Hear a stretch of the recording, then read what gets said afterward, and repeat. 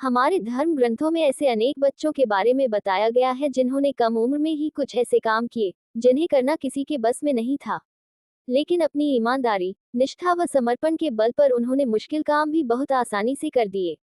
एक, बालक ध्रुव। बालक ध्रुव की कथा का वर्णन श्रीमद् भागवत में मिलता है। उसके अनुसार ध्रुव के पिता का नाम उत्तानपाद था। उनकी दो पत्नियां थीं, सुनीति और सुरुचि। ध्रुव सुनीति का पुत्र था। एक बार सुरुचि ने बालक ध्रुव को ये कहकर राजा उत्तानपाद की गोद से उतार दिया कि मेरे गर्भ से पैदा होने वाला ही गोद और सिंहासन का अधिकारी है। बालक ध्रुव रोते हुए अपनी मां सुनीति के पास पहुंचा। मां ने उसे भगवान की भक्ति के माध्यम से ही लोक परलोक के सुख पाने का रास्ता सूझाया। माता की बात सुनकर ध्रुव ने घर छोड़ दिया और वन में पहुंच गया। यहाँ देवर्षि नारद की कृपा से ओम नमो भगवते वासुदेवाय मंत्र की दीक्षा ली। यमुना नदी के किनारे मधुवन में बालक ध्रुव ने इस महामंत्र को बोल घोर तप किया। इतने छोटे बालक की तपस्या से खुश होकर भगवान विष्णु प्रकट हुए। भगवान विष्णु ने बालक ध्रुव को ध्रुवलोक प्रदान किया। आकाश में दिखाई देने वाला ध्रुव तारा बालक ध्रुव का ही प्रतीक है। 2. गुरु भक्त आरुणि। महाभारत के अनुसार आयुधौम्य नाम के एक ऋषि थे। उनके एक शिष्य का नाम आरुणि था। वह पांचाल देश का रहने वाला था। आरुणि अपने गुरु की हर आज्ञा का पालन करता था। एक दिन गुरुजी ने उसे खेत की मेड़ बांधने के लिए भेजा। गुरु की आज्ञा से आरुणि खेत पर गया और मेड़ बांधने का प्रयास करने लगा। काफी प्रयत्न करने के बाद भी जब वह खेत की मेड़ नहीं बांध पाया, तो मेड़ के स्थान पर वह स्वयं लेट गया ताकि पानी खेत के अंदर न आ सके। जब बहुत देर तक आरुणि आश्रम नहीं लौटा तो उसके गुरु अपने अन्य शिष्यों के साथ उसे ढूंढते हुए खेत तक आ गए। यहाँ आकर उन्होंने आरुणि को आवाज लगाई। गुरु की आवाज सुनकर आरुणि उठकर खड़ा हो गया। जब उसने पूरी बात अपने गुरु को बताई तो आरुणि की गुरु भक्ति देखकर गुरु अयोध्या में बहुत प्रसन्न हुए और उसे सारे वेद और धर्मशास्त्रों का ज्ञान हो जाने का आशीर्वाद दिया। 3. परमज्ञानी अष्टावक्र। प्राचीन काल में कहोड नामक एक ब्राह्मण थे। उनकी पत्नी का नाम सुजाता था।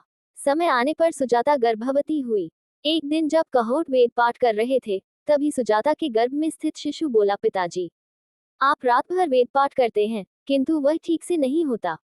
गर्भस्थ शिशु के इस प्रकार कहने पर कहोड क्रोधित होकर बोले कि तू पेट में ही ऐसी टेढ़ी मेढ़ी बातें करता है, इसलिए तू 8 स्थानों से टेढ़ा उत्पन्न होगा। इस घटना के कुछ दिन बाद कहोड राजा जनक के पास धन की इच्छा से गए। वहां बंदी नामक विद्वान से वे शास्त्रार्थ में हार गए। नियमानुसार उन्हें जल में डूबा दिया गया। कुछ दिनों बाद अष्टावक्र का जन्म हुआ, किंतु उसकी माता ने उसे कुछ नहीं बताया। जब अष्टावक्र 12 वर्ष का हुआ, तब एक दिन उसने अपनी माता से पिता के बारे पूछा। तब माता ने उसे पूरी बात सच सच बता दी। अष्टावक्र भी राजा जनक के दरबार में शास्त्रार्थ करने के लिए गया। यहाँ अष्टावक्र और बंदी के बीच शास्त्रार्थ हुआ, जिसमें अष्टावक्र ने उसे पराजित कर दिया। अष्टावक्र ने राजा से कहा कि बंदी को भी नियमानुसार जल में डूबा देना चाहिए। तब बंदी ने बताया कि वह जल के स्वामी वरुणदेव का पुत्र है। उसने जितने भी विद्वानों को शास्त्रार्थ में हराकर जल में डुबाया है, वे सभी वरुण लोक में हैं। उसी समय जल में डूबे हुए सभी ब्राह्मण पुनः बाहर आ गए। अष्टावक्र के पिता कहोड भी जल से निकल आए। अष्टावक्र के विषय में जानकर उन्हें बहुत प्रसन्न हुई और पिता के आशीर्वाद से अष्टावक्र का शरीर सीधा हो गया। 4. आस्तिक। महाभारत के अनुसार आस्तिक ने ही राजा जन्मेजय के सर्प यज्ञ को रुकवाया था। आस्तिक के पिता जरत्कारु ऋषि थे और उनकी माता का नाम भी जरत्कारु था। आस्तिक की माता नागराज वासुकी की बहन थी। जब राजा जन्मेजय को पता चला कि उनके पिता की मृत्यु तक्षक नाग द्वारा काटने पर हुई थी, तो उन्होंने सर्प यज्ञ करने का निर्णय लिया। उस यज्ञ में दूर दूर से भयानक सर्प आकर गिरने लगे। जब ये बात नागराज वासुकी को पता चली तो उन्होंने आस्तिक से इस यज्ञ को रोकने के लिए निवेदन किया। आस्तिक यज्ञ स्थल पर जाकर ज्ञान की बातें करने लगे, जिसे सुनकर राजा जन्मेजय बहुत प्रसन्न हुए। जन्मेजय ने आस्तिक को वरदान मांगने के लिए कहा। तब आस्तिक ने राजा से सर्प यज्ञ बंद करने के लिए निवेदन किया। राजा जन्मेजय ने पहले तो ऐसा करने से इनकार कर दिया, लेकिन बाद में वहां उपस्थित ब्राह्मणों के कहने पर उन्होंने सर्प यज्ञ रोक दिया और आस्तिक की प्रशंसा की। 5. भक्त प्रहलाद। बालक प्रहलाद की कथा का वर्णन श्रीमद् भागवत में मिलता है। प्रहलाद के पिता हिरण्यकश्यप दैत्यों के राजा थे।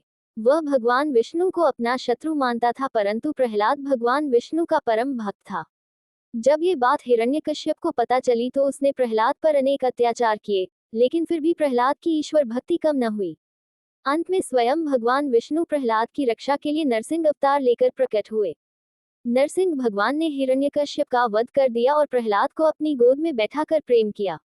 6. गुरु भक्त उपमन्यु। गुरु आयुधौम्य के एक शिष्य का नाम उपमन्यु था। वह बड़ा गुरु भक्त था। गुरु की आज्ञा से वह रोज गाय चराने जाता था। एक दिन गुरु ने उससे पूछा कि तुम अन्य शिष्यों से मोटे और बलवान दिख रहे हो, तुम क्या खाते हो? तब उपमन्यु ने बताया कि मैं भिक्षा मांगकर ग्रहण कर लेता हूँ। गुरु ने उससे कहा कि तुम्हें भिक्षा का अन्न नहीं खाना चाहिए। उपमन्यु ने गुरुजी की बात मान ली। कुछ दिनों बाद पुनः गुरुजी ने उपमन्यु से वही प्रश्न पूछा तो उसने बताया कि वह गायों का दूध पीकर अपनी भूख मिटाता है। तब गुरु ने उसे ऐसा करने से भी मना कर दिया, लेकिन इसके बाद भी उपमन्यु के पहले जैसे दिखने पर गुरुजी ने उससे पुनः वही प्रश्न किया। तब उपमन्यु ने बताया कि बछड़े गाय का दूध पीकर जो फेंट झाग उगल देते हैं, वह उसका सेवन करता है। गुरु आयुधौम्य ने उसे ऐसा करने से भी मना कर दिया। जब उपमन्यु के सामने खाने पीने के सभी रास्ते बंद हो गए तब उसने एक दिन भूख से व्याकुल होकर आकड़े के पत्ते खा लिए। वह पत्ते जहरीले थे। उन्हें खाकर उपमन्यु अंधा हो गया और वह वन में भटकने लगा। दिखाई न देने पर उपमन्यु एक कुएं में गिर गया।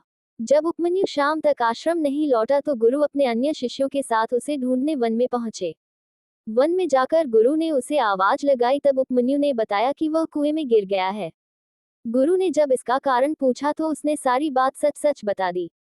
तब गुरु आयुधौम्य ने उपमन्यु को देवताओं के चिकित्सक अश्विनी कुमार की स्तुति करने के लिए कहा। उपमन्यु ने ऐसा ही किया। स्तुति से प्रसन्न होकर अश्विनी कुमार प्रकट हुए और उपमन्यु को एक फल देकर बोले कि इसे खाने से तुम पहले की तरह स्वस्थ हो जाओगे। उपमन्यु ने कहा कि बिना अपने गुरु को निवेदन किए मैं ये फल नहीं खा सकता।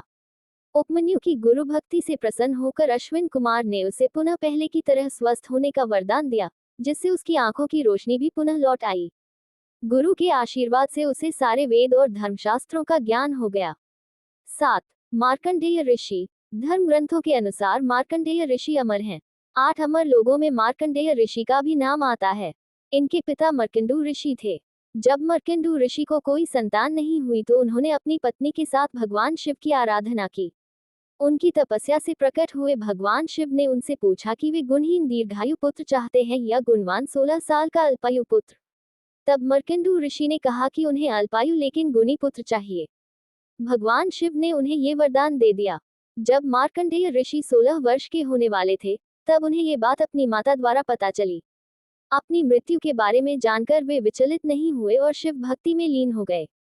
इस दौरान सप्तऋषियों की सहायता से ब्रह्मदेव से उनको महामृत्युंजय मंत्र की दीक्षा मिली। इस मंत्र का प्रभाव ये हुआ कि जब यमराज तय समय पर उनके प्राण हरने आए तो शिव भक्ति में लीन मार्कंडेय ऋषि को बचाने के लिए स्वयं भगवान शिव प्रकट हो गए और उन्होंने यमराज के वार को बेअसर कर दिया।